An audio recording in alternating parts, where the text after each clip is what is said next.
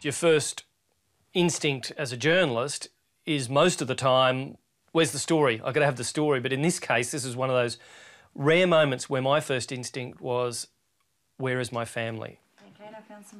I was at home with our youngest daughter, Evie, and I felt the earthquake start, and I grabbed her straight away and took her under the table. And it just felt like the longest few minutes of my life. We turned the television on and we watched the pictures of those waves just smash into the east coast of Japan. We thought, we've got to get back to Tokyo, but we're 1,000 kilometres away. I couldn't contact Mark, I couldn't contact anybody on the phone, I couldn't get hold of anybody. And that made it worse. I had nobody to ask what I should do. Who's here, girls? Thankfully, you get back and everyone's okay, and you say hello to the family, you kiss your children, you hug your wife, and then you say, I've got to have a shower and I've got to go, and I probably won't see you for another 3 weeks. The Boy and the Bike was very much a story about returning to a community that we'd visited before the tsunami. So we knew this community before it was absolutely annihilated. It was a real shock to us because we thought, wow, what happened to these people that we met? Where are they? Can we get through to them? And so it became a little bit of a mission, a bit of an obsession for all of us here in the ABC Tokyo office to try and find these people. It did take a long time because they were scattered everywhere. They'd lost their homes. One man had lost his wife and they were just shell-shocked. And as you can see from the story, some of the people had had their whole lives washed away by the tsunamis. This isn't scripted television. We really were going back to try and find this little boy on the bike. And we had to start from scratch, which meant we first went to the area where we'd filmed him. We went to the closest school and we just walked in. We found the deputy principal and we asked him, can you look at this little video that we have of a boy we met last year? He looked at the video and he knew immediately who the child was. He had a little laugh. Konnichiwa. But then he checked himself. He knew that this little boy had been through a lot like other little boys, but he led us to the classroom and there he was, larger than life, and he was tucking into his lunch. It's you on the bike. At first he was sort of happy to see us, but then he got a bit bashful. But then he said, look, yeah, we were okay. And that was one of the most uplifting things I've had happen to me in a really tough year. When it's your own family that's caught up in the middle of something like this earthquake and then the tsunami and now the nuclear situation, you think, really, is the story worth it? Should we be here? The main thing that has changed is the way that I do my shopping. This broccoli's from America. It's something I have to think about a lot more now. I worry about where the food that I buy comes from, particularly fresh fruit and vegetables and dairy products. All right, girlies, here we are. When you're feeding family of 5, you buy a lot of food and it would be a full-time job trying to work out where every single thing that you put in your children's mouth comes from. Before we do, we should check this off. It's clear that the radioactive fallout has swept as far south as Tokyo and further south even. What's that number say? 15. Now it's 16. It's gone up a little bit. So we want to be clear in our own minds that our children aren't rolling around in the dirt, sticking their dirty fingers in their mouths and potentially ingesting radioactive cesium or strontium or whatever it may be. We're not the only ones, you know. Hundreds of thousands have gone and bought Geiger counters. I guess that I do have long-term fears for the health of our children. Not strong enough to want to pack up and leave as yet, but I think you do always worry as a parent whether you are doing the right thing by staying. Ow! You keep doing it because you think you're good at it. I don't know what else I could do, and you do it because it's important that stories like this are told. And the feedback we've had this year, the Tokyo office, from people in Australia saying, you know, we appreciate the stories you're telling. It's been immense and we've been very, very empowered by it.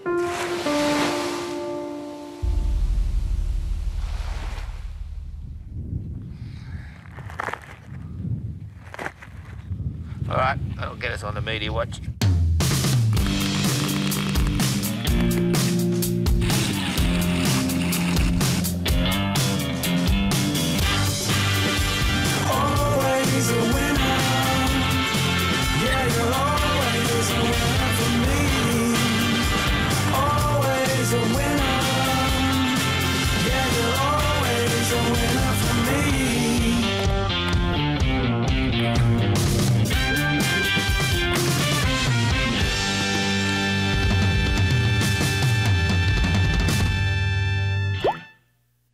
when you're a journalist in China, you just have to assume that at any time you're being monitored. So every phone call, every email you make, we just have to work on the assumption that somebody is reading it or someone's listening in. We went to Wenzhou to try and make contact with underground Christians. What we found out, though, when we got there, is that this is a rather sensitive subject to the authorities. Looks like they're in a taxi today. Everywhere we went, we were followed. And so we had to tell people, if we come to your house, we are bringing the law with us. The authorities will be coming along and they'll know that you've spoken to us. So we've got to tell people, is that okay with you? Are you happy with that? And sure enough, a lot of people were not happy with that and they just thought the pressure's too much. We decided at one point, okay, these secret police, they are going to become part of our story. And funnily enough, the day we decided to put a camera on the back of the car, I mean, they've been following us for 5 days, they're not there. Surprise, surprise. We couldn't believe it, all our plans. We haven't got our talent and we haven't got enough of them following us, so how can we tell this story?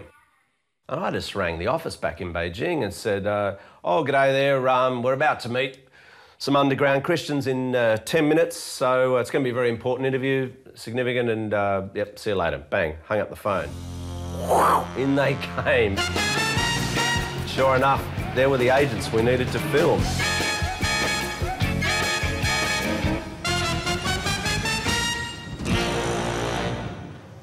After being pursued for 5 days, we decide to go up and ask these agents why they've been following us. On this day, they're waiting for us in the foyer of our hotel like they have been every day.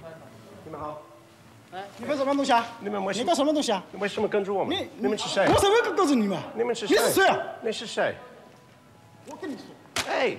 Hey, 我们不知道你是谁。你是谁？你为什么拍我？怎么？你为什么要拍我？你为什么？我跟你说，你是谁啊？你是谁啊？对不起。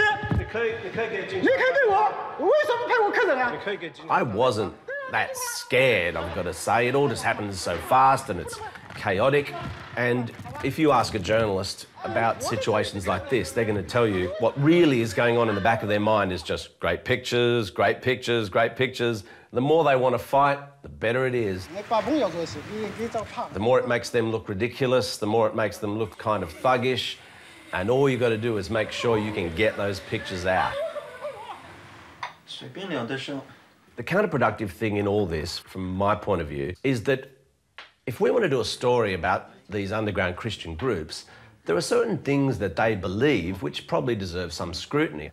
But you can't explore any of those themes if you're just being followed around by the secret police all the time, and the story just becomes the police.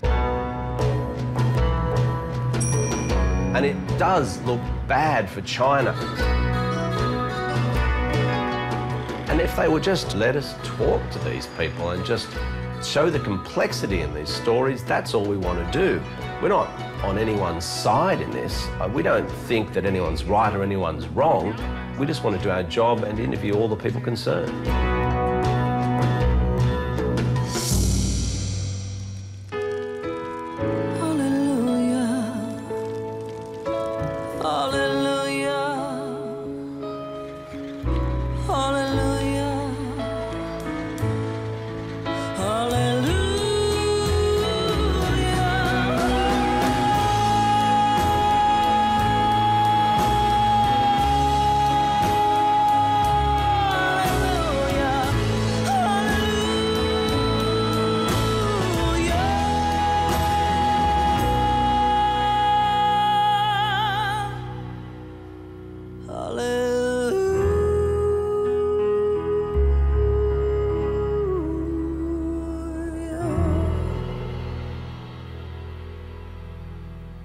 The motivation for the Mormon story came about because there are two individuals who are running for the Republican candidacy for the 2012 election who are Mormons for the first time. I am a Mormon! And that sort of coincided with a groundswell of interest in the whole Mormon idea in America. That included the Book of Mormon, which has become the biggest hit on Broadway in 50 years. Even though Mormonism is America's own homegrown brand of Christianity, Americans are very suspicious about it. Certainly many evangelical Christians here in America find it very hard to fathom things like the Garden of Eden, which Mormons say is actually in Jackson County, Missouri. But the American Indians, the lost tribe of Israel. There are all sorts of offbeat takes on Christianity that the Mormons believe in, and to be honest, a lot of people find pretty wacky and pretty weird. We did try and explore the misunderstandings that Americans have about Mormons and the practice of polygamy. Cheese and crackers. And of course the mainstream Mormon church didn't like that at all. Okay, so this is Rose, wife number 1. This is Connie, second wife. The third wife, Teresa, isn't here with us at the moment. They're very, very sensitive about it. And we got a lot of feedback from many Mormons who basically suggested that we were suggesting that they were still practicing fundamentalism, even though in the story itself we went to great pains to say that the church had long ago disavowed the practice of polygamy, that they excommunicated anybody who practiced polygamy now, and that the mainstream church was very separate from these groups that call themselves fundamentalist Mormons. Every time we spoke to women who were in polygamous marriages, they all said the same thing. There's a lot of just practical advantages that people would take the time to look at that. But a lot of times you can't get beyond the sexual part of it. When Alina, Vicky and I were first married, there were rumors we were having a ménage à trois.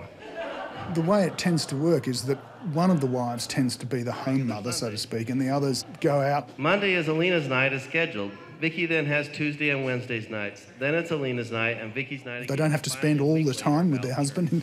The husband splits his time with the women, and the women like that. That's the striking thing about America, I think, is that you can pick almost anywhere outside the big cities and it's a different world. They're as far removed from New York as some religious sect in India is removed from New York. I really did enjoy meeting them. I find people like that particularly intriguing. They're incredibly committed to their lifestyle and to their religious beliefs. They're very committed to their freedom to be able to do that. And I think here in America, that's one thing about this country, that it does accommodate people who want to live differently, who believe in things and believe that they have the right to believe.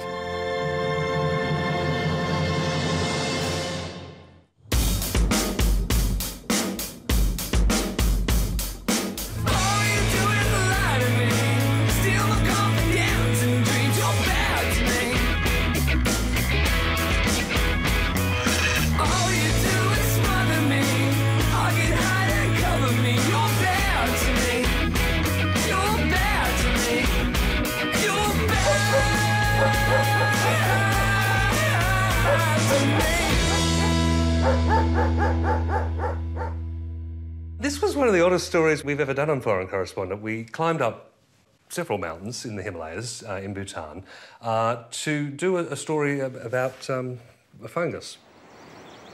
That may sound dull, but it's actually very important because it's got an enormous reputation for medicinal qualities. It can sell for up to $80,000 a kilo, so it's like a Himalayan gold rush. Every year you have all these people rushing up into the mountains trying to strike it rich. And in Tibet, where it also happens, it's actually led to armed conflict. In Nepal, just last week, 6 people were jailed for life for killing people in the fight for this supposed medicine. One of the problems we had was that our cameraman, Dave Martin, on an earlier shoot in Nepal, had been bitten by a tick and got some horrible disease. And he took doxycycline, which had the effect of exposing him to sunburn, particularly at high altitude. So as well as swelling up, his lips cracked and they were constantly bleeding. It was pouring with rain for half the shoot, it was snowing for all the shoot, it would go from boiling hot to freezing cold. It was a challenging exercise, and at times you were thinking, this better be a bloody good worm. Now, the higher you get, the thinner the air gets, and eventually by 5,000 metres, every step you take, you're getting about a third of the air you'd normally get, and you're just puffing and puffing and puffing, and it's really hard. 5,000 metres, no more. It's the sort of thing you'd never do unless you were driven with something of an obsession to find this worm. Yeah. Oh, my goodness. People who've been taking it for centuries swear that it has antibiotic qualities for them, it gives them more energy, it increases blood flow. People saying it makes their skin nicer, their hair thicker. This is really a very good specimen. Not much scientific proof for this, just a lot of anecdotal evidence over centuries. All of that white stuff inside is just pure fungus. So what our Dr. Nigel Hewell-Jones is trying to do, and his Bhutanese colleagues, is try and find out, is it really a miracle drug? And could it be sold around the world for the benefit of the rest of us? Bhutan is incredibly beautiful. It has 60% of its forest cover. It's like this wonderfully untouched world that you could go back 600 years and it would look exactly the same. Except for the fact that the nomads now have little solar cells outside their tents. It is a surprisingly authoritarian place. You don't hear about that in travel brochures, and the government doesn't want to talk about that. They like to market themselves as this, kingdom of gross national happiness. It's actually got some problems, but we weren't looking at the politics. We were looking at the environment and the potential medical benefits of the extraordinary biodiversity up in the mountains. They are now asserting themselves as a plucky little country that's got its own vision, its own destiny of what it wants to do. Part of that vision is to retain their environment and to develop that so that rather than just being a happy, poor little kingdom, it can actually be an export giant for medicine. And if that happens, it's obviously not just a benefit to Bhutan, but for all of us.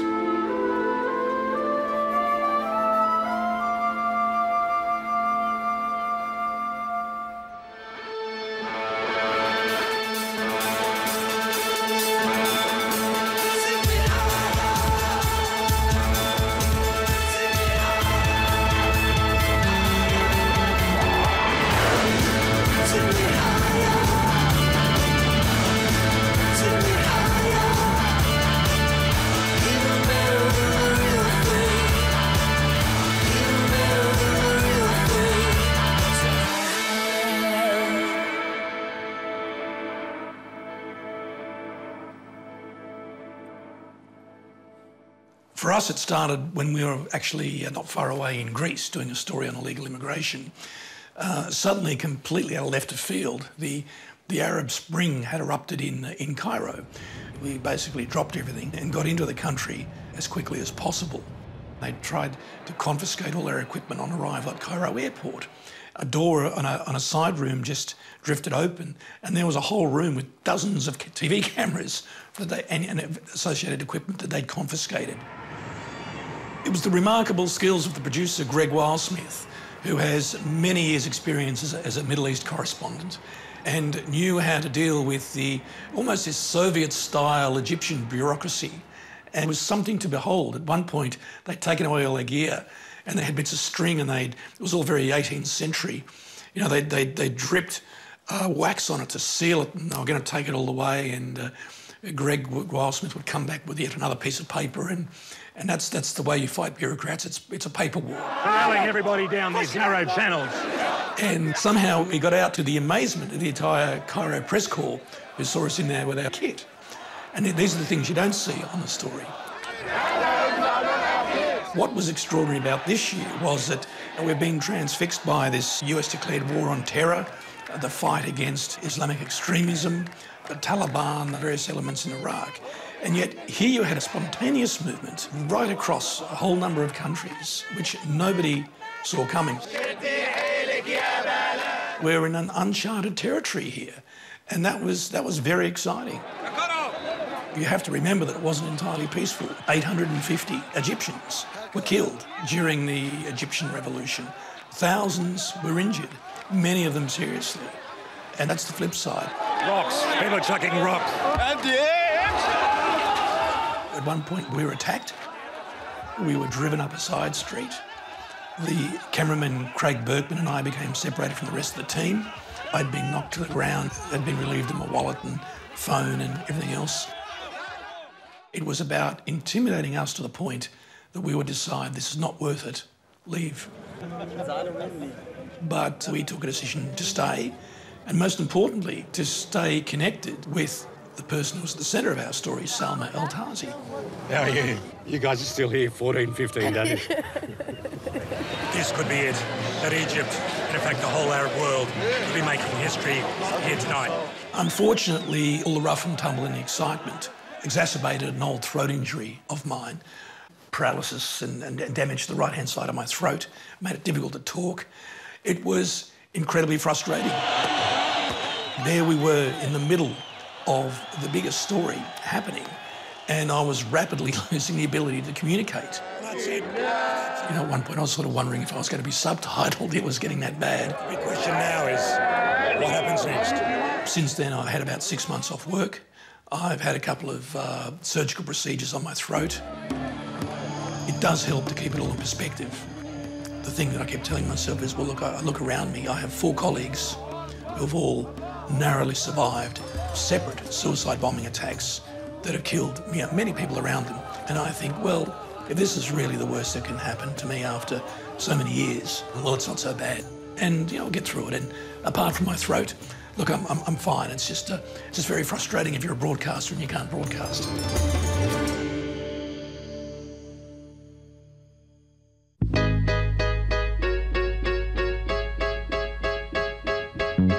I need a dollar, dollar, dollar, that's what I need. Well, I need a dollar, dollar, dollar, that's what I need. And if I share with you my story, would you share your dollar with me? Come on, share your dollar with me. Go ahead, share your dollar with me. Come on, share your dollar. Give me your dollar, share your dollar with me. Come on, share your dollar with me.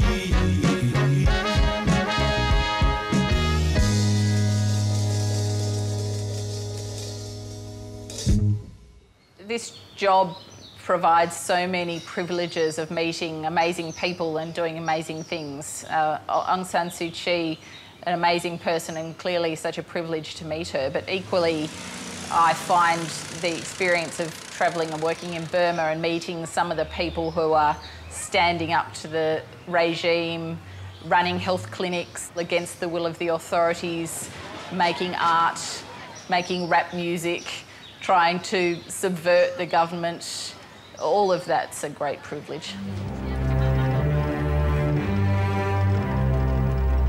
After months of planning and negotiating, I'm on the last leg of my trip to see the world-renowned democracy campaigner.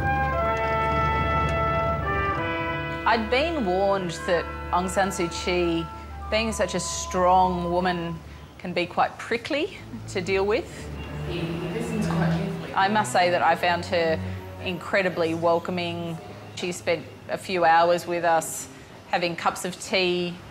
She wrote a letter to my son who'd sent her a birthday card. He did ask why you couldn't come to see him at his house. Well, I read sometimes. She was very warm. What's his name? If she disagrees with something that you say, she'll be right back at you.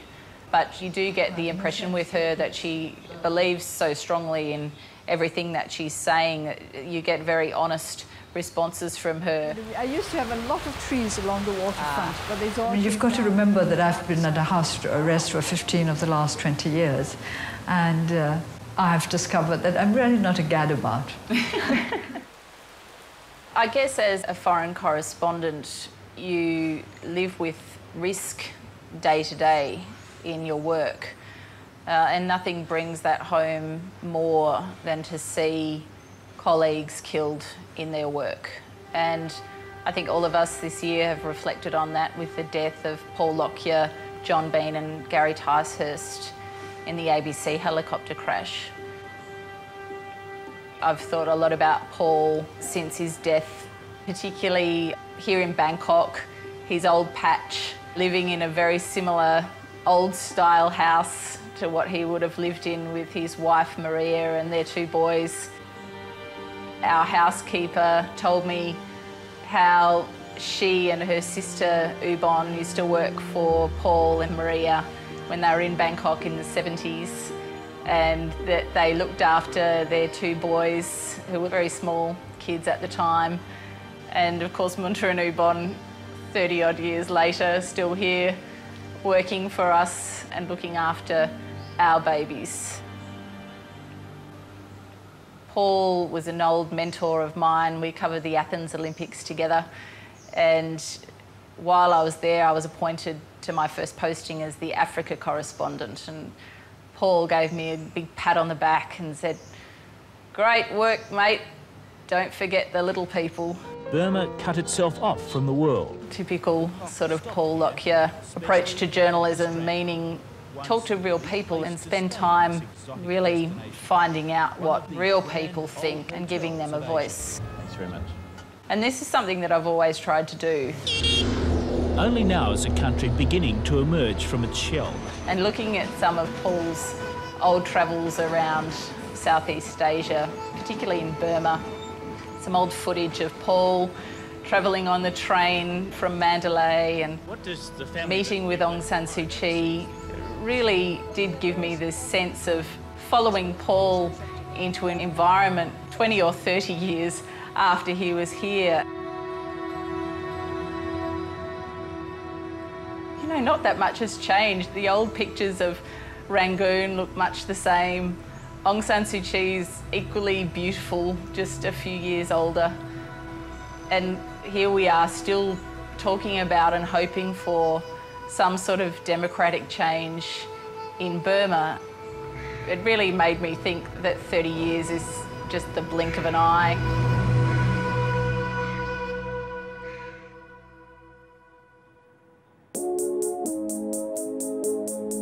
The high point for me was earlier on in the year in Kazakhstan, where they were trying to restore the damage done to their reputation by this movie Borat, which presented Kazakhstan as being a kind of weird gypsy country.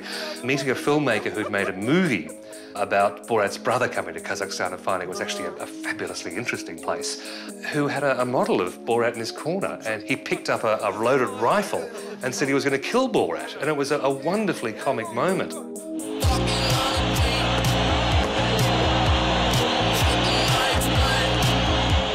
The high moment, that's easy. That was the night Mubarak stood down. It was an explosive moment. Just being there that night was, you know, one of the highlights of not just this year, but of all the years I've been doing this job.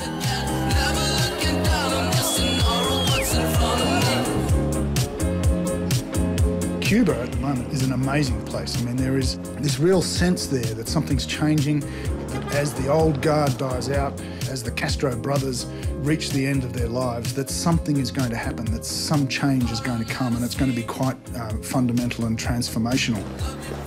It's a fascinating moment of Cuban history.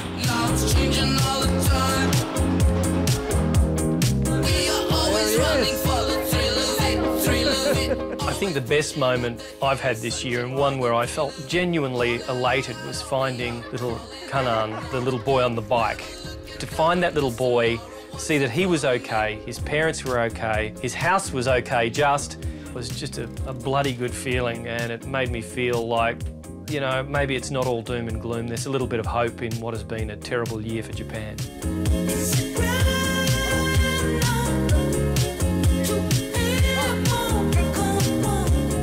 We found out that there are these Daoist Kung Fu monks. Well, of course we're going to go and film them. And we go along there and it's something just straight out of central casting. We climb up the mountain and these young monks are up there, you know, meditating, and they got the swords out in these big courtyard houses fighting with each other, you know, with their masters disciplining them. But at one stage, we were filming them and these guys are doing these elaborate sword moves, really impressive. And one of them made a slight mistake. He dropped his sword or something and the master's like, you, out, replacement, in, bang.